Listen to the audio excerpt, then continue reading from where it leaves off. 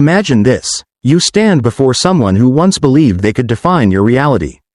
Their words had shaped the atmosphere around you for so long that silence itself began to feel like guilt. Every disagreement became proof of your supposed flaws.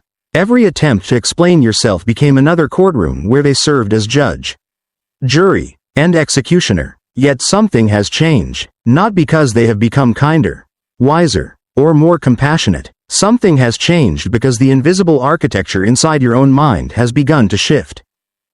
Carl Jung often suggested that what remains unconscious controls a person's life until it is brought into awareness. The narcissistic personality survives within that unconscious territory. It does not merely seek admiration. It seeks psychological territory. It colonizes attention. It survives by convincing another soul that peace can only exist through obedience. Most people assume the narcissist fears exposure. They do not. Exposure hurts their reputation. What they truly fear is something much deeper. They fear irrelevance. Because irrelevance means losing the mirror. The narcissist cannot create an authentic identity from within. Their identity depends upon borrowed reflections. Praise becomes oxygen. Emotional reactions become food. Endless explanations become confirmation that they still possess power over another human being. That is why arguments rarely satisfy them. Winning is never enough. They need continuation. Every emotional response you offer becomes another thread connecting your nervous system to theirs. Jung described projection as one of the most powerful psychological forces. The narcissist projects weakness onto others because acknowledging weakness inside themselves would shatter the fragile persona carefully built over decades. Their grandiosity is often not confidence but compensation. Behind every inflated ego hides an abandoned child terrified of insignificance. This does not excuse their behavior. It explains its mechanism. Understanding the mechanism allows freedom. Because once you understand the machine, you stop volunteering to become one of its gears. Many women spend years believing they simply need the right words, the right explanation, the right apology, the right amount of patience. But the narcissistic psyche does not listen for understanding. It listens for supply. Every defense confirms your emotional investment. Every justification tells them they still occupy valuable space inside your mind. That is why countless intelligent, compassionate women leave conversations feeling strangely exhausted. Not because they lost. Because they unknowingly participated in a game whose rules guaranteed depletion. Marcus Aurelius once reminded himself that another person's actions belong to their character, not to yours. This simple Stoic observation dismantles one of the narcissist's favorite illusions.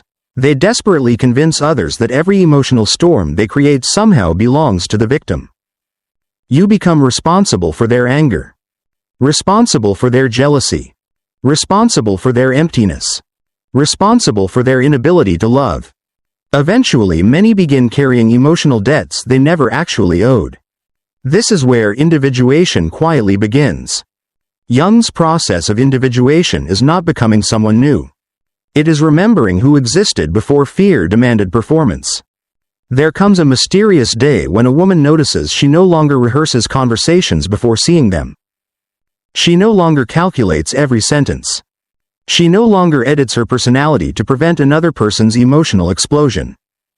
Something ancient inside her finally grows tired. Not angry. Not revengeful. Simply tired. That exhaustion becomes sacred.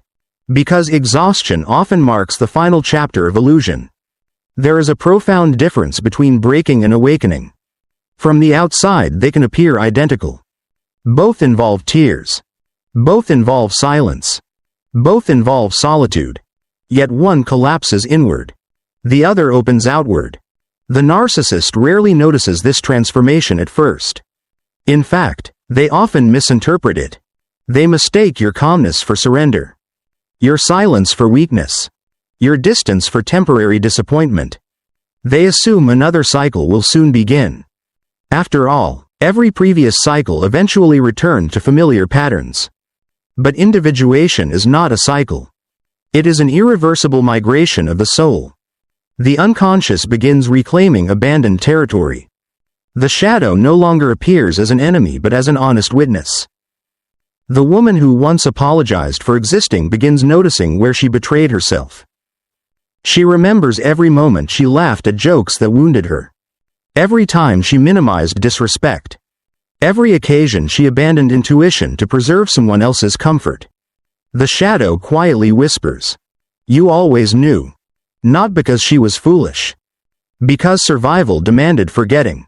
Trauma often teaches adaptation before authenticity. Children learn quickly which version of themselves receives affection. Many women unknowingly carry this childhood blueprint into adulthood. If approval once guaranteed safety, they continue seeking approval long after danger has changed its face. The narcissist recognizes this pattern almost instinctively. Not consciously. Psychologically. Like predators sensing hesitation. Like actors recognizing another performer desperate for applause. That is why healing is not merely emotional. It is neurological. Spiritual. Existential. You are not simply changing habits.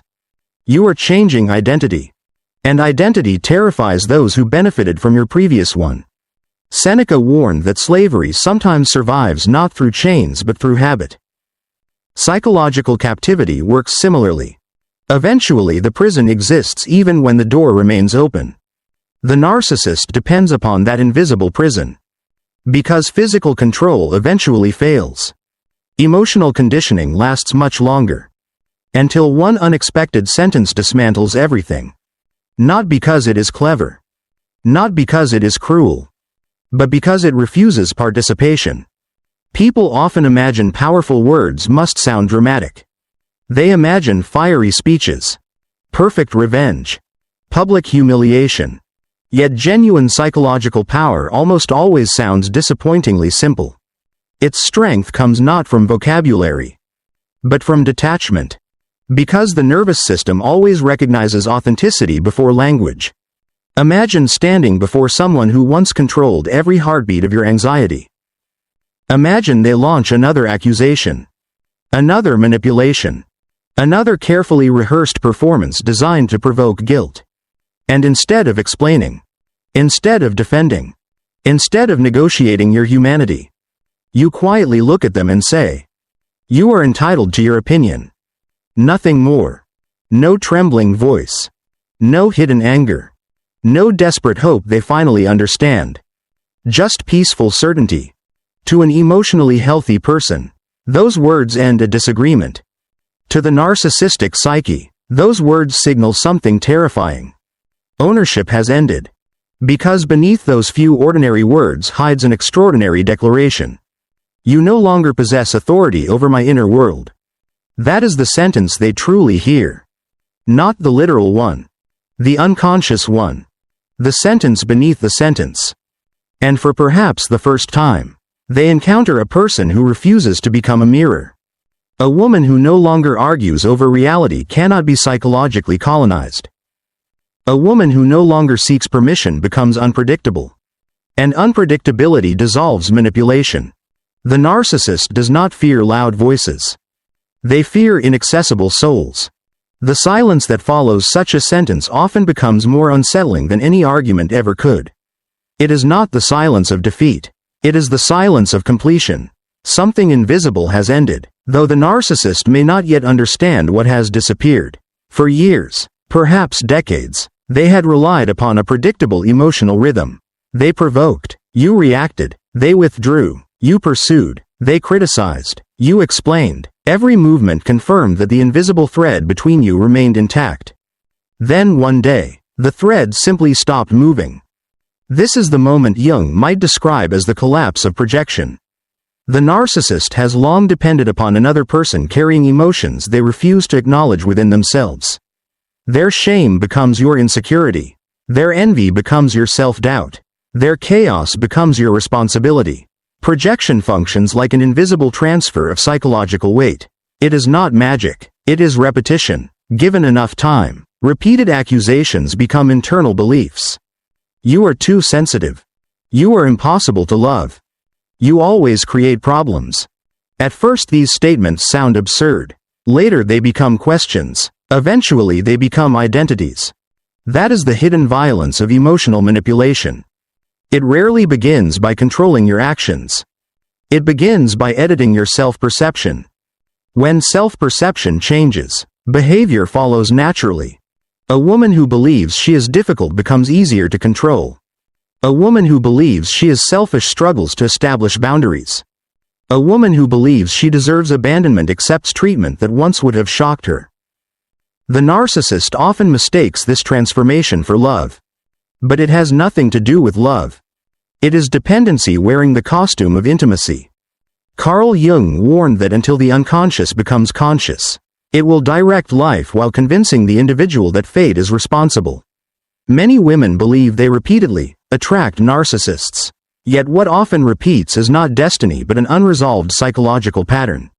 The same childhood wound quietly searches for a different ending. The same neglected inner child continues hoping that this time, if she loves hard enough, sacrifices enough, understands enough, she will finally receive the acceptance denied years ago. But wounds cannot negotiate with predators. They only invite repetition. Healing changes the invitation. This explains why some women seem almost unrecognizable after profound psychological growth. Friends may call them colder. Family members may accuse them of changing. Former partners may suddenly describe them as arrogant or heartless. Yet these accusations often reveal something unexpected. They expose how many relationships depended upon the woman's inability to protect herself. When unhealthy people say, "You've changed," they sometimes mean, "You no longer make my life easier at your own expense." That distinction changes everything. Marcus Aurelius observed that the soul becomes colored by the quality of its thoughts. The narcissistic relationship attempts to stain that inner landscape with constant confusion. Certainty disappears. Intuition weakens. Decisions become exhausting because every choice must first be filtered through someone else's anticipated reaction. Eventually the woman no longer asks, "What do I want?" She asks, "What will keep the peace?" This question quietly replaces identity with survival. But survival is not living. It is waiting. The process of individuation demands that this question die. In its place arises another. What honors my soul? That question terrifies those who benefit from your self-abandonment. Because it cannot be manipulated through guilt. The narcissist understands something many victims overlook. A woman who trusts herself is extraordinarily difficult to dominate. Not because she never feels pain. She feels it deeply. Not because she never doubts herself. She certainly does. The difference is that she no longer hands those doubts to another person for interpretation. She consults her own inner authority. Jung referred to this as developing a relationship with the self, the deeper organizing center of the psyche beyond ego, beyond social masks, beyond conditioned identity. The self does not shout. It rarely argues. It speaks with astonishing calm. Its voice often sounds like this. This conversation is no longer healthy. I don't need to convince you. I already know the truth. Simple statements. Revolutionary consequences. The narcissist senses this shift before understanding it intellectually. They begin increasing pressure because old methods produce diminishing returns. Their criticism becomes sharper. Their charm becomes sweeter. Their apologies become more elaborate. Their accusations become more outrageous. Why? Because manipulation behaves much like addiction. When yesterday's dosage no longer works, intensity increases. Many mistake this escalation as evidence that they should try harder. In reality, escalation often signals that manipulation is losing effectiveness. Imagine a puppeteer pulling strings attached to a marionette. For years every movement responded perfectly. Then one afternoon the strings remain connected. But nothing moves. The puppeteer pulls harder. Still nothing. The puppet has discovered it was never alive because of the strings. It was alive despite them. Psychologically, this is the moment fear changes direction. For years you feared losing them. Now they begin fearing the loss of influence. Notice the distinction. Not necessarily the loss of you. The loss of control. Control and love are not synonyms. They are opposites. Love expands another person's freedom. Control contracts it. One invites authenticity. The other demands performance. The narcissistic psyche often confuses possession with connection because genuine intimacy requires vulnerability. Vulnerability means allowing another person to exist independently. That independence feels unbearable to someone whose identity depends upon external validation. Epictetus taught that true freedom begins by recognizing what belongs within our control and what does not. The narcissist continuously attempts to reverse this wisdom. They insist your emotions belong to them while refusing responsibility for their own. Healing restores the proper order. Their anger belongs to them. Their disappointment belongs to them. Their expectations belong to them. Your peace belongs to you. This realization is not selfish. It is psychological maturity. There is another sentence hidden beneath the first one, though it is never spoken aloud. It echoes through your posture, through your breathing, through your willingness to leave a conversation unfinished. It says, I release the responsibility of rescuing someone who is committed to misunderstanding me. That silent declaration reaches deeper than any argument ever could.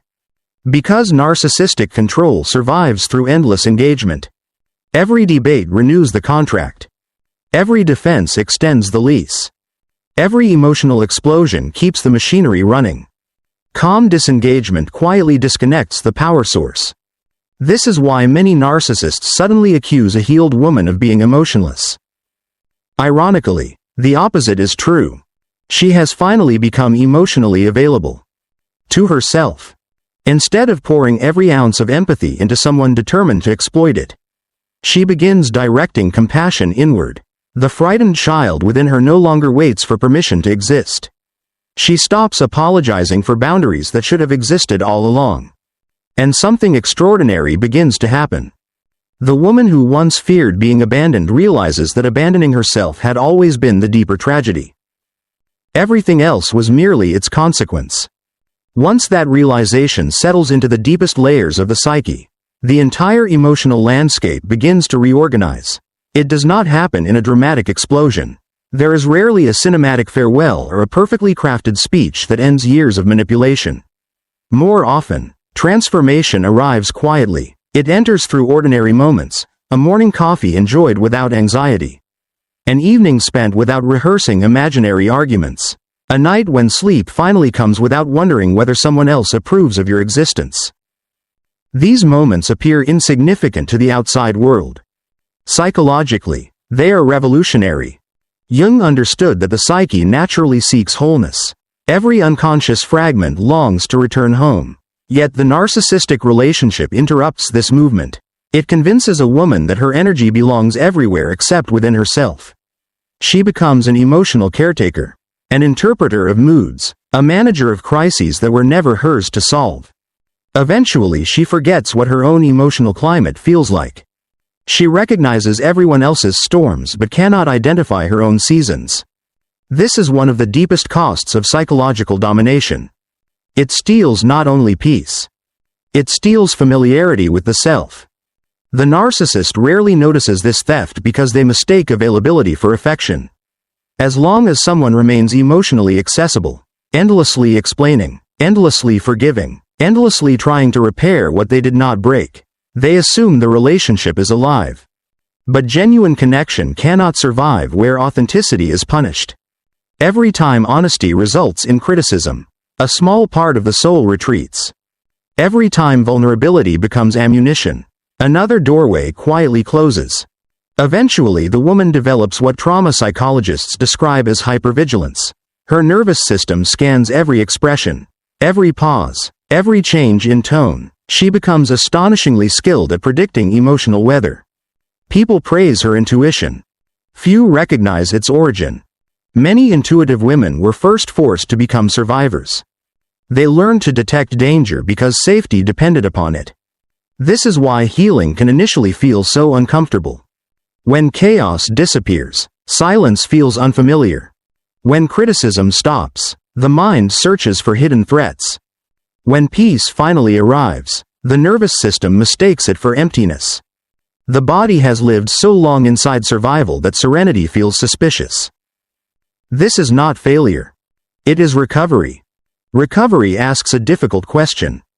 Who are you when no one is demanding that you become someone else? Many discover they have no immediate answer. For years they were daughter, wife, caretaker, rescuer, peacemaker, therapist, emotional translator. These identities became armor. Useful once. Heavy now. Jung believed the persona, the social mask, serves an important purpose. Yet when a person becomes imprisoned by that mask, the authentic self begins calling from beneath it. Sometimes that call arrives as anxiety. Sometimes as exhaustion. Sometimes as depression. The unconscious is remarkably patient, but it never stops inviting wholeness. The narcissistic dynamic depends upon the opposite process. Instead of removing masks, it manufactures new ones. The agreeable woman. The endlessly patient woman. The woman who never complains. The woman who always understands. The woman who forgives before accountability. These masks receive applause. But applause cannot nourish the soul. Only authenticity can do that. The remarkable irony is that as authenticity grows, some relationships begin collapsing under their own weight. This often frightens women. They assume authenticity is causing destruction. In truth, authenticity is revealing what was already unstable. A bridge does not collapse because someone finally inspects it. It collapses because the damage existed long before anyone acknowledged it. Likewise, a relationship built upon fear cannot survive the arrival of freedom. The narcissist often interprets this freedom as rebellion. They may say you have become selfish. They may accuse you of listening to the wrong people. They may insist you have changed since becoming confident. Notice the hidden confession inside those accusations. They are admitting they preferred the version of you who doubted herself. Confidence exposes manipulation because manipulation depends upon uncertainty. A woman grounded in her own perception becomes extraordinarily difficult to gaslight. Gaslighting is not merely lying. It is an organized attempt to disconnect someone from their own reality. You imagined that. You're remembering it wrong. You're too emotional. That never happened. Repeated often enough, these statements create internal division. The mind begins arguing against itself. Intuition speaks. Conditioning interrupts. Memory surfaces. Doubt immediately follows. This internal conflict becomes the narcissist's greatest ally. Not because they are all-powerful. Because divided minds are easier to influence. Healing reunites what manipulation separated. Memory and intuition begin trusting one another again. Emotion and reason stop behaving like enemies. The body no longer apologizes for its own warning signals. This reunion is what Jung described as integrating the shadow. Many misunderstand shadow work. They imagine it means becoming darker, harder, or emotionally detached. Quite the opposite. Shadow work means recovering every part of yourself that fear forced into exile. Your anger, once condemned as unacceptable, becomes healthy discernment. Your sadness, once dismissed as weakness, becomes compassion. Your intuition, once mocked as paranoia, becomes wisdom. Even your ability to say no transforms into an act of profound love. Not only for yourself, but for reality itself. Because every honest boundary tells the truth. I cannot continue like this. No. This behavior is unacceptable. I am leaving. Simple words. Ancient courage. The narcissist often hears rejection where there is merely honesty. That is because someone accustomed to controlling others experiences equality as abandonment. If they cannot dominate the relationship, they assume the relationship has ended. Healthy love never requires domination. It requires mutual recognition. It says, I see you. Not, I own you. This distinction separates love from possession. It separates intimacy from dependency. It separates wholeness from psychological captivity. As this understanding deepens, something extraordinary begins happening inside the woman herself. She notices that the sentence which once frightened her most, "They might leave," gradually transforms into another sentence entirely. "If they leave because I respected myself, then they were never staying for me." They were staying for my compliance. That realization breaks one of the oldest chains carried by the wounded psyche. The fear of abandonment slowly loses its authority. Because something greater has emerged. Self-abandonment is no longer an option. There comes a point in every authentic transformation when the narcissist is no longer the central character of the story. This is the quiet miracle so many people never expect. At first, healing feels like escaping someone else's influence. Later, it becomes something far more profound. It becomes the rediscovery of a life that was always waiting beneath survival. The woman who once counted every message, analyzed every expression, and questioned every instinct begins noticing something unexpected. Entire days pass without thinking about the person who once occupied every corner of her mind. This is not forgetting. It is freedom. There is an enormous difference. Forgetting attempts to erase the past. Freedom allows the past to remain without allowing it to rule the present. Jung believed that true healing does not remove darkness from the psyche. Instead, it teaches a person how to stand beside that darkness without becoming consumed by it. The shadow is no longer something to fear. It becomes a companion that reminds you where your deepest lessons were born. The pain remains part of your story. It no longer becomes your identity. This is why emotionally mature women often appear remarkably calm. It is not because life has become easier. It is because they no longer confuse emotional intensity with emotional truth. The narcissist depends upon intensity, urgency, chaos, reaction. Everything must feel immediate because urgency bypasses reflection. Reflection is dangerous to manipulation. A person who pauses begins to see patterns. A person who sees patterns begins asking questions. A person who asks questions eventually refuses to participate. The greatest threat to manipulation is not confrontation. It is consciousness. That is why awakening often appears almost invisible from the outside. A woman still smiles. She still speaks kindly. She still loves deeply. But something essential has changed. She no longer negotiates with disrespect. She no longer bargains with betrayal. She no longer mistakes inconsistency for mystery or cruelty for passion. She has learned that peace is not boring. Peace is the nervous system remembering what safety feels like. Marcus Aurelius wrote that the best revenge is not becoming like the one who harmed you. Jung would likely have recognized another dimension to that wisdom. The deepest victory is not proving your worth to those incapable of recognizing it. The deepest victory is no longer requiring their recognition at all. That is the hidden sentence beneath every healthy boundary. I believe myself. Those three invisible words dismantle years of conditioning. Gaslighting loses power when memory trusts itself. Projection loses power when identity no longer depends upon another person's opinion. Control loses power when fear no longer dictates choice. The narcissist may continue speaking. They may continue accusing. They may even continue attempting to provoke guilt. But eventually their words begin sounding like echoes inside an empty valley. Not because they have become weaker. Because the place inside you where those echoes once lived has been transformed. The old wounds have not disappeared.